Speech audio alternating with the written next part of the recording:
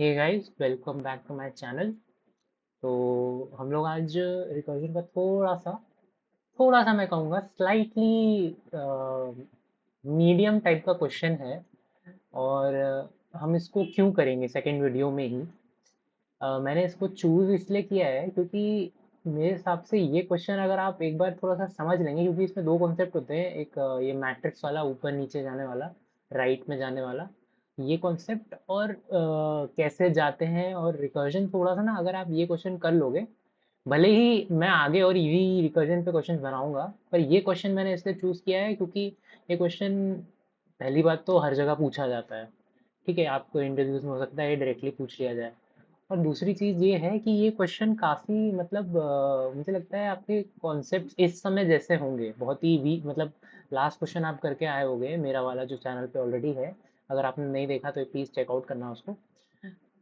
आप उसको देख के आओगे, इसको करोगे, थोड़ा सा ना और क्लैरिटी आएगी। भले ही आपको लगेगा कि क्या हो रहा है रिकर्जन, क्योंकि कभी कभी हम जब सीखते हैं ना, तो हमें लगता है कि ये सब कुछ हवा में है, कि यार ये कैसे हो गया है ना। तो इस क्वेश्चन में हो सकता है अगर आप बिल्कुल ही बिगिनर हैं तो आपको दिक्कत आएगी। बट अगर आप ये क्वेश्चन, मैं आपको गारंटी देता हूँ, आप ये क्वेश्चन समझने लायक हो गए ना, तो अब आप हार्ड क्वेश्चंस तक भी पहुँच सकते हो रिकर्जन के। मतलब आप खुद से सोच सकते हो हार्ड क्वेश्चंस करने के लिए भी, है ना। तो ये क्वेश्चन मैंने इसीलिए चुना है। आपका थोड़ा सा अगर आपको दिक्कत आए तो आप ये क्वेश्चन, कोई बात नहीं, आप ये क्वेश्चन नहीं करना। आगे मैं जो और इजी वीडियोस बनाऊंगा उसको करना, उससे थोड़ा और क्लियर कर क्लैरिटी लाना रिकर्जन के कॉन्सेप्ट की। फिर ये क्वेश्चन जरूर करना भाई, मैं तो यही कहूँगा, क्योंकि ये क्वेश्चन बहुत ही मेरे हिसाब से समझने के पर्सपेक्टिव से भी रिकर्जन बहुत अच्छा है। ठीक है, तो लेट्स स्टार्ट दिस।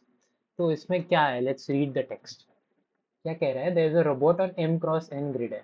तो एक इनके हिसाब से जैसे एग्जांपल में आप देख सकते हैं, एक ऐसा एम क्रॉस एन की ग्रिड है। ठीक है, this robot is initially located at top left corner. ठीक है, दैट इज ग्रिड 0 0। मतलब ये हमेशा हमें पता है ये 0 0 पे हमेशा स्टार्ट करेगा। ठीक है, the robot tries to move to the bottom right corner. ठीक है, m-1 n-1। तो मतलब ये जो लास्ट वाला सेल है, ये जो आप देख रहे हैं, ये लास्ट वाला m-1 और n-1 सेल है। ये कैसे m-1 है, रोज नंबर ऑफ रोज m है, तो इसका m लेंथ है, अगर 3 लेंथ है तो इसका इंडेक्स क्या होगा, 2 होगा। तो m-1 और n कॉलम्स हैं, तो इसका अगर सपोज कितनी है, 3 4 5 6 7, 7 है रो, 7 कॉलम्स हैं, तो 7 में एक माइनस रो 6, 6 इंडेक्स पे है ये। तो 3,6 इंडेक्स पे है ये। तो यहाँ पे हम लोग को मूव करना है, पहुँचाना है इस रोबोट को। तो the robot can only move either down और राइट एट एनी पॉइंट। अगर ये रोबोट यहाँ पे है, इसका कहने इस लाइन का मतलब ये है, यहाँ पे है, तो ये केवल यहाँ जा सकता है या तो यहाँ जा सकता है। एक कोई कॉर्नर, एक कोई पाथ पे जाएगा। सपोज अगर रोबोट यहाँ पहुँच जाता किसी तरीके से, तो ये या तो यहाँ जाएगा, नीचे इस वाले सेल पे जाएगा, या फिर ये राइट में जा सकता है। ठीक है, और ये लेफ्ट ऐसे नहीं जा सकता, और ये टॉप नहीं जा सकता। ठीक है, इसके पास हमेशा एक डाउन और एक राइट वाला ही ऑप्शन है, किसी भी सेल पे आप पहुँचा दो इसको। ठीक है, तो पहले सेल पे है तो यहाँ जा सकता है, फिर आपने सपोज यहाँ चूज किया, फिर ये चूज किया, ये चूज किया, ये चूज किया, ये चूज किया, तो ये पाथ हो गया। तो ये पाथ, ये कह रहा है given the two integers m return the number of unique paths, number of possible unique paths that robot can take to reach the bottom right corner. तो यहाँ तक पहुँचना ये डेस्टिनेशन है। कितने ऐसे यूनिक पाथ होंगे, जैसे मैंने आपको एक ये पाथ बताया है ना, ऐसे एक ये भी हो सकता है। ऐसे कितने पाथ हैं, ये एक ऐसे करके, ऐसे करके, ऐसे भी जा सकता है, ऐसे भी जा सकता है। ऐसे कितने पाथ्स हो जाएंगे इस ग्रिड में, एम क्रॉस एन की जो ग्रिड है, वो सारे आपको कैलकुलेट करने हैं। और आंसर देखो, आउटपुट में 28 पाथ्स हैं इस वाली मैट्रिक्स के लिए। तो 28 पाथ यूनिक होने चाहिए। ठीक है, ये नहीं कि डुप्लीकेट हो गया वो। ठीक है, हमको यूनिक पाथ्स चाहिए यहाँ पे। तो हम लोग को यहाँ तक पहुँचना है, इन गोल ये है। तो अब मतलब ये क्वेश्चन देख के आपको इमीडिएटली, वैसे तो शुरू में आपको दिक्कत आएगी, पर जहाँ पे आपको मैं एग्जाम समझा देता हूँ, जहाँ पे ऐसा बोला जाए number of possible unique paths, मतलब कि बहुत सारे, आपको लग रहा है बहुत सारे पाथ हो सकते हैं यहाँ, तो है ना। मतलब ऐसे भी जा सकता है, वैसे भी जा सकता है, फिर वहां से भी ऐसे जा सकता है, वैसे भी जा सकता है। तो बहुत सारे पाथ्स बनते हुए आपको दिख रहे हो, या फिर ऐसा कुछ maximum number of paths possible type का दे रखा हो, या minimum number of paths possible दे रखा हो। तो इन सब केसेस में ये टोटल नंबर ऑफ पाथ्स पे तो 100% रिकर्जन लगता है। पर जो मैक्सिमम मिनिमम के केसेस में ग्रेडी भी लग सकता है, और आपका रिकर्जन अगर ग्रीडी काम नहीं करेगा तो रिकर्जन ही फिर लास्ट ऑप्शन है, तो रिकर्जन ही काम करेगा वहाँ पे। तो ऐसे क्वेश्चंस में आपका दिमाग तुरंत रिकर्जन की तरफ जाना जरूर चाहिए जब आपको बहुत सारे ऐसे ऑप्शंस दिख रहे हो और आपको डिसीजन लेने हैं कि भाई मैं इस पॉइंट पे हूँ, मेरे को मैं या तो नीचे जा सकता हूँ या ये राइट में जा सकता हूँ। तो आप क्यों ना ये नीचे वाला भी एक बार ऑब्जर्व कर लो और एक ये राइट वाला भी ऑब्जर्व कर लो इस पास से, है ना? तो आप सारे पॉसिबल वेज ट्राई कर लो और उसमें जो आपको आंसर मिले एंड में वो कैलकुलेट कर लो। तो रिकर्जन काइंड ऑफ ऐसे ही होता है, when you have to try all possible ways. आपको डिसीजन किसी पॉइंट पे बन रहा हो या आप दो डायरेक्शन में मूव कर सकते हो, इस क्वेश्चन के अगर कॉन्टेक्स्ट में बात करें, आप बॉटम और राइट में जा सकते हो किसी भी पॉइंट पे, है ना? तो आप क्यों ना सारे पॉइंट्स चेक कर लो ना, भाई मैं बॉटम भी गया, मैं राइट भी गया, है ना? तो रिकर्जन बस बेसिकली ये करता है। ठीक है, वो सारे चेक कर लेगा, जहाँ जिस पाथ में वो यहाँ पहुँच जाएगा उसको हम मान लेंगे, उसको हम ऐड कर देंगे और ऐसे सारे कैलकुलेट करके 28 रिटर्न कर देंगे, है ना? तो अब इसमें हम कंस्ट्रेंट देखते हैं। रिकर्जन में एक और समझने की बहुत अच्छी, आप जैसे कॉन्टेस्ट लेते हो पार्ट, तो कंस्ट्रेंट्स देखा करो। कंस्ट्रेंट्स अगर इतने कम हैं, 10⁻² है ये, ठीक है? तो यहाँ पे रिकर्जन की टाइम कॉम्प्लेक्सिटी वैसे आपको मैं बता दूँ 2n होती है। अगर आप दो डिसीजन लेने हो तो 2n है। एक्सपोनेंशियल होती है बेसिकली, अगर आपको तीन डिसीजन लेने पड़ रहे हैं एक पॉइंट पे, जैसे यहाँ पे अगर बॉटम राइट लेफ्ट भी होता, तो तीन डिसीजन है आपके, तो आपकी 3n हो जाता वो। तो रिकर्जन की ऐसे एक्सपोनेंशियल रहती है। तो ये एक्सपोनेंशियल यहाँ इतना कम इन्होंने 100 तक एमआरएन दे रखा है, क्यों? क्योंकि ये चाहते ही हैं कि रिकर्जन आपका वर्क करे। पर ये इन्होंने, मुझे लग रहा है ये यहाँ पे, ये वैसे तो ये जो लीड कोड है यहाँ पे इन्होंने टेस्ट केस थोड़े से ऐसे दे रखे हैं कि रिकर्जन का पूरा पास नहीं होगा, टाइम लिमिट एक्सीडेड आएगा। टाइम लिमिट एक्सीडेड क्यों आएगा? क्योंकि इसमें आप रिकर्जन, इनको चाहिए डीपी का सोल्यूशन, क्योंकि ये क्वेश्चन गूगल में भी आस्क्ड है ना गाइस? तो इनको चाहिए आप डीपी डीपी की तरह करिए, तो तब ये पूरा सारे टेस्ट केस पास होंगे। रिकर्जन से सारे नहीं होंगे, पर टाइम लिमिट एक्सीडेड तो वाला कोड तो हम लिख सकते हैं ना। तो मैं वो ट्राई करता हूँ। तो अभी हम इस क्वेश्चन को समझने की कोशिश करते हैं, हम लोग कैसे इसको अप्रोच कर सकते हैं। तो हम लोग के पास गिवन है एट एनी पॉइंट, हम लोग को पता है ये रो कॉलम हम लोग के पास डायनामिकली रहेगा, है ना? शुरू में ये 0 0 रहेगा, है ना? तो आपने लास्ट क्वेश्चन में भी देखा होगा, मैं इतना लिख ही देता हूँ आपको, ये बहुत अच्छे से कॉमन चीज़ है जो आपको समझ में आ जाएगी कि भाई हम लोग के पास रो और कॉलम है और इनिशियल वैल्यू उसकी 0 0 रहेगी हमेशा, चाहे कुछ भी केस हो जाए। और फिर मैं इसके साथ एम और एन पास भी कर देता हूँ, ठीक है? तो एक सेकेंड, हाँ, तो एम और एन मैंने यहाँ पे पास कर दिया है। इनिशियल सब सेटअप वही है जैसा प्रीवियस क्वेश्चन में था। अभी पर यहाँ पे हम लोग ने रो ले लिया है और एक कॉलम ले लिया है एम, और इसकी टोटल लेंथ कॉलम की। तो हम लोग ने ऐसे एक फंक्शन लिख लिया है 5 करके, जो हम लोग को रिटर्न कर देगा जितने भी यूनिक पार्ट्स आ रहे हैं, ठीक है? तो रो और कॉलम हम लोग के पास एट एनी पॉइंट डायनेमिकली पता रहना चाहिए। क्यों? अब मैं आपको बताता हूँ। अगर ये रो है, ये अगर मैं यहाँ पे होता सपोज, मान के चलिए, है ना? वैसे तो इस लॉजिक में ये नहीं पहुँच सकता यहाँ पे, पर ये यहाँ पे होता सपोज, तो ये जो है क्या है, ये रो, ये 1,1 है ये वाला कॉलम। तो 1 और 1 ऐसे हम लोग ने कैलकुलेट कर लिया है कि ये हमारे पास 1 और 1 है। अभी हम किस डायरेक्शन में जा सकते हैं नीचे, या तो 2 1 में जा सकते हैं या फिर ये 1 2 में जा सकते हैं, है ना? ये वाला कॉलम 1 2 हो गया, ये वाला जो सेल है ये 2 1 हो गया, है ना? तो हम इसको ऐसे ये रो और कॉलम को बढ़ाएंगे, क्योंकि हमें एंड गोल है, ये क्या है, ये m-1 n-1 रहेगा हमेशा अगर रो कॉलम्स की बात करें टर्म्स में। तो हमें ये यहाँ तक पहुँचाना है। तो एक बेस केस तो आपको बहुत सिंपली समझ में आ गया होगा कि हमें रोकना, बेस केस क्या होता है, रोकना कहाँ है रिकर्जन। नहीं तो रिकर्जन तो हमेशा चलता रहेगा, इनफाइनाइट जाएगा वो, स्टैक में फंक्शन कॉल होते जाएंगे। पर अभी हम एक बेस केस ऐसे लिख सकते हैं कि भाई रो मेरा m-1 हो गया, मतलब लास्ट सेल पे पहुंच चुका है, जो कि ये है। और एंड मतलब ये दोनों कंडीशन ट्रू होनी चाहिए, n-1। तो इस केस में मुझे पता है मेरे को एक पाथ मिल गया है ना, मैं इस केस में उस पाथ को रिटर्न कर दूंगा। तो 1 मैंने रिटर्न कर दिया कि भाई मेरे को एक सिंगल पाथ मिल गया है ना? अब मेरे को ऐसे सारे पाथ कर, सारे ऐड करने हैं, जितने पाथ मिलते जा रहे हैं ना सारे मेरे को ऐड करने हैं। तो अब मैं यहाँ पे ऐसा कोड लिखूंगा कि सारे सारे पाथ हैं वो ऐड होते चले जाएं, ठीक है? तो कैसे करेंगे हम लोग ये? तो बहुत सिंपल है, आप अगर सोचो कि हम लोग एक पॉइंट पे क्या दो डिसीजन ले रहे हैं, अगर ये इस सेल पे है, ये 0 0 पे इस सेल पे है, तो या तो ये एक रो प्लस सन में जा सकता है, या ये एक कॉलम प्लस सन में जा सकता है। मैं रिपीट कर देता हूँ, ये क्या है, 0 0 है। ये सेल क्या है, 1 0 है। और ये वाला सेल क्या है, 0 1 है। कॉलम एक बढ़ गया, यहाँ पे रो एक बढ़ गई है। बस इतना ही से तो है। तो एक पॉइंट पे हम हमेशा कहीं भी होंगे, ये दो दो डिसीजन हम ले सकते हैं हर बार, है ना। तो मैं क्यों ना रिकर्जन से ही ये कर लूँ कि भाई, रिकर्जन से बोल दिया मैंने कि भाई मैंने तेरे लिए डिसीजन ले दिया है, तू नीचे जा, है ना। तो नीचे वाला मैंने ऐसा मैं एक डिफाइन कर लेता हूँ, पाथ 1। क्योंकि मेरे पास दो पाथ रहेंगे हमेशा, तो मैं दो पाथ डिफाइन कर लेता हूँ, पाथ 1 और पाथ 2। ठीक है, मैंने इनको 0 दे दी है इनिशियल वैल्यू। ठीक है, तो अभी पाथ 1 क्या हो सकता है कि मैं नीचे जाऊँ। मैं सपोज मान के चलता हूँ, यहाँ पे मैं ट्राई कर रहा हूँ नीचे जाने का, रो +1 में जाने का, है ना। तो मैं यहाँ क्या करूँगा, सिंपल है, मैं कह दूंगा मेरे फंक्शन से कि भाई तुम कॉल कर दो रो +1 पे। अब ये मैंने क्यों किया, मैं आपको बताता हूँ। ठीक है, ये मैंने क्या किया, मैंने अपने रिकर्जन से बोल दिया है कि देखो मेरे को, अभी मैं यहाँ गया हूँ, मेरे को पर आगे का तो पता नहीं है कि मेरे को एक इस डायरेक्शन में जाके एक पाथ मिल रहा है कि नहीं मिल रहा है। मेरे को नहीं पता, मैं अगर रो +1 गया हूँ, मैं यहाँ इस सेल पे आ गया हूँ, पर मुझे नहीं पता कि ये पाथ करेक्ट है कि नहीं। ये करेक्ट कब होगा, जब मेरा ये रो और कॉलम n-1 पे रिटर्न कर देगा 1, तो मुझे पता है कि ये पाथ करेक्ट था जहाँ से मैंने चूज़ किया था।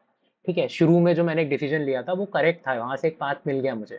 ठीक है, तो अभी मैंने यहाँ पे कि पाथ 1 ऐसा रिकर्सिवली कॉल इसलिए किया है क्योंकि मेरे को रिकर्सिव ये जो पाथ्स है, ये मैंने डिसीजन लिया कि रो +1 किया है मैंने, ये मुझे बता देगा कि ये पाथ मुझे 1 देगा कि 0 देगा। कि भाई अगर इसमें कोई वैल्यू ही नहीं है, भाई ये m-1 n-1 तक सपोज कभी नहीं पहुंच रहा, तो यहाँ से इस पाथ से मुझे 0 मिल जाएगा, है ना। इसलिए मैंने इनिशियलाइज भी यहाँ पे 0 किया है कि सपोज इससे कोई वैल्यू नहीं आई तो इसमें 0 रहेगा ना, पाथ 1 में ऑलरेडी स्टोर्ड। ठीक है, अभी ऐसा ही हम लोग सेम, अगर आपको ये समझ में आ गया तो हम लोग कॉल +1 के लिए भी कर लेते हैं ऐसा, पाथ 2। अभी पाथ 2 हमने पाथ्स रो कॉलम +1 के लिए कॉल कर दिया। अभी m, n तो पास हम लोग जैसा करते हैं वही रहेगा। अब आप सोचिए कि दो पाथ्स हमें मिल गए हैं। ठीक है, तो मेरे को मेरा फाइनल आंसर क्या होगा, मेरा फाइनल आंसर इन दोनों का पाथ का एडिशन नहीं होगा कि मेरे को पाथ 1 से सपोज 4 पाथ मिल गए और पाथ 2 से मेरे को 6 पाथ मिल गए। तो फाइनल क्या होगा मेरा, फाइनल मेरा सिंपल, मेरा फाइनल मैंने एक पाथ डिसाइड कर लिया है, पाथ का 0 वैल्यू दे दी है। और फाइनल पाथ क्या होगा, पाथ 1 का एडिशन ऑफ पाथ 2, दोनों को ऐड कर दिया और मैंने फिर एंड में रिटर्न कर दिया इस पाथ को। अभी आपको थोड़ा सा अजीब लग रहा होगा अगर आप बिगिनर हैं तो, अगर आप कर चुके हैं काफ़ी कोडिंग तो आपको ये उतना मुश्किल नहीं लग रहा होगा। बट आप बिगिनर हैं, मैं मान के चल रहा हूँ, तो ये आपको अटपटा लग रहा होगा, बिल्कुल, है ना। और मैं समझता हूँ इसमें एक और कंडीशन हम लोग को डालनी पड़ेगी। ये भी आपको थोड़ा सा समझना पड़ेगा, क्यों क्यों डालनी पड़ेगी, ये मैं बताता हूँ। क्योंकि देखिए रो +1 आपने कर दिया है, आप किसी रो पे हैं। आप अगर सपोज इस रो पे होते हैं, ठीक है, ये क्या है, 0 1 2 कॉलम, 2th रो है ये। अभी मैंने यहाँ पे इसमें गया, मैं इस सेल पे हूँ सपोज, और मैंने यहाँ पे 5 रो +1 कर दिया, तो ये क्या है, ये 3 हो गया ना। तो 3 में ये आउट ऑफ बाउंड नहीं हो गया इसमें, अगला जो वो कॉल करेगा तो ये रो यहाँ पे 3 हो जाएगी। और 3 तो एग्जिस्ट ही नहीं करता है, हम 3 के लिए यहाँ पे क्यों जा रहे हैं आगे, है ना। तो इस केस में मैं यहीं पे क्या करना चाहूँगा कि भाई अगर रो +1 हमारा m है, तभी एग्जीक्यूट करो ये, नहीं तो ना करो, है ना। नहीं तो मेरे पाथ 1 में 0 वैल्यू रहेगी, मैं उससे खुश हूँ। मुझे पता है कि ये पाथ करेक्ट नहीं है। अगर ये कहीं आउट ऑफ बाउंड हो गया, रो +1 ग्रेटर देन और इक्वल टू m हो रहा है, तो हमने जो डिसीजन पहले कहीं लिया था उस पाथ पे जाने का, वो गलत था, तो हमने यहाँ पे 0 रिटर्न कर दिया है सारी ऊपर की लेयर्स में। समझ रहे हैं आप। तो सेम मैं यहाँ कॉलम के लिए भी कर देता हूँ, क्योंकि कॉलम भी भाई अपराध ही है अगर आप आउट ऑफ बाउंड चले जाते हो, है ना। तो मैं नहीं जाना चाहता हूँ उसमें भी आउट ऑफ बाउंड। देखिए ये दो मैंने यहाँ पे कंडीशन भी लिख दी है। ये मैं समझ रहा हूँ थोड़ा सा आपको बिगिनर के लिए थोड़ा सा मुश्किल हो सकता है समझने में, बट आपको ये स्टेटमेंट थोड़ा मुश्किल हो रही होगी, तो मैं इसके लिए एक ही चीज़ कहूँगा, हमने इस पॉइंट पे एक डिसीजन लिया है, हम या तो बॉटम जा रहे हैं या राइट जा रहे हैं। अगर हम बॉटम गए, है ना, तो हमको पता नहीं है ना अभी कि आगे ये बॉटम जाने पे हमारा सक्सेसफुल होगा मिशन कि नहीं, हम ये एन माइनस वन सेल तक पहुंच पाएंगे कि नहीं पहुंच पाएंगे। वो तो हमें जब पहुंचेंगे तब पता चलेगा ना, वन नहीं अगर पहुंचे तो उस केस में इसकी वैल्यू क्या होनी चाहिए। यहाँ पे इस पाथ में गए, इस पूरे ट्री की, ये यहाँ पे इस सेल पे थे हम, नीचे गए, इसमें पूरा हमें ज़ीरो रिटर्न करना चाहिए, तो इसलिए मैंने इनिशियल ज़ीरो रखा है यहाँ पे।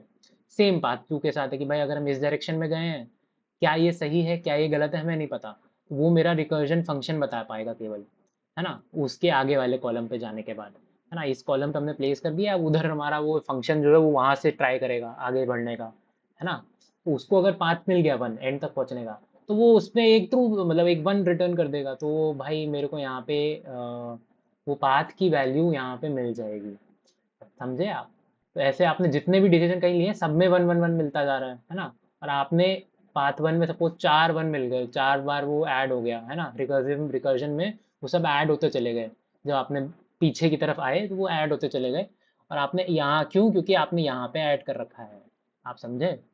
आपने सारे पार्ट्स जो हैं एंड भी जो दो पार्ट आ रहे होंगे, आपने यहाँ से वन आया वहाँ से वन आया, आपने इस सेल के लिए टू ले लिया है यहाँ पे और फिर ऊपर टू रिटर्न किया है। ये लाइन इसीलिए यहाँ इस लाइन पे मैजिक हो रहा है। ये जो वन है, ये इसमें भी वन आया, सपोज इधर भी वन आया, दोनों में वन वन पाथ आ गया, मतलब दोनों में आ गया, तो ये टू नहीं हो गया। अब आपने ऊपर टू रिटर्न किया तो इसमें टू आ गया इस पाथ वन में सपोज, है ना। पाथ टू में भी सपोज थ्री आ रहा है ऐसे ही कहीं करके, तो ये यहाँ पे फाइव नहीं हो गया। तो ऐसे सारे पाथ्स, यूनिक पाथ्स जो हैं जो हमें एंड तक डेस्टिनेशन में पहुँचा रहे हैं, वो कैलकुलेट करके बता देते हैं कि भाई कितने पाथ्स हो गए हैं, 28 पाथ्स हो गए हैं, है ना। तो अभी मैं रन करके देखता हूँ, देखें ये रन कर रहा है कि नहीं। कुछ तो इशू है। एक बार देखते हैं क्या इशू है। Deadly signal, int paths, int column paths. तो गाइस इसमें जो इशू आ रहा था वो इशू था कि आप देख सकते हैं मैंने यहाँ पे एक इक्वल टू लगा रखा है, असाइनमेंट कर दिया है, ये नहीं होना चाहिए। डबल इक्वल टू करेंगे तभी तो कंपेयर होगा।